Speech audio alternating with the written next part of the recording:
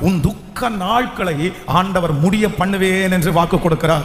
எத்தனை பேர் ஆமோதிக்கிறீர்கள்? ஒருவேளை கர்த்தருடைய பிள்ளைகளே, உங்களுடைய துக்கம் தாங்க முடியாத துக்கமா இருக்கலாம். இந்த துக்கத்திற்கு ஒரு முடிவு வராதா? எப்பொழுதும் நான் துக்கமாகவே இருக்க வேண்டுமா? அந்த காரியங்களை நினைக்கும் போது உங்களுடைய இருதயத்திலே துக்கம் அப்படியே தொண்டையை அடைக்கலாம். மகனை குறித்து, மகளை குறித்து, ஏதோ ஒரு நஷ்டத்தை குறித்து, கடனை குறித்து நினைக்கும் போதெல்லாம் உங்களுக்கு துக்கம் வரலாம். ஆனா என் ஆண்டவர் எதை முடிய பண்ணுவார் என்றால், நம்முடைய துக்க நாட்களை கர்த்தர் முடிய பண்ணுவார். நீங்கள் இந்த அதிகாரத்தினுடைய முற்பகுதியிலே வாசிக்கும் போது இஸ்ரவேல் ஜனங்களுக்கு இருதயத்திலே அதிகமான துக்கம் இருந்தது. அவர்கள் தள்ளப்பட்டு, ஒதுக்கப்பட்டு, மற்ற எதிரிகளாலே மனம் நசுக்கப்பட்டவர்களாக இருந்தார்கள். ஒவ்வொரு நாளும் காலையில எழும்பும் போது தங்களுடைய வாழ்க்கைக்காக அவர்கள் துக்கப்பட்டார்கள். ஐயோ, நாங்கள் எப்படி இருந்தோம், எவ்வளவு சந்தோஷமாய் வாழ்ந்தோம், ஆனா இவ்வளவு துக்கமான ஒரு சூழ்நிலை. இந்த துக்கம் என்றைக்கு மாறும்? இந்த துக்கத்திலிருந்து நான் விடுதலை ஆவேனா? ஆனா கர்த்தர் தீர்க்கதரிசியின் மூலமாய் ஒரு வார்த்தையை கொடுத்தார். உன் துக்க நாட்கள்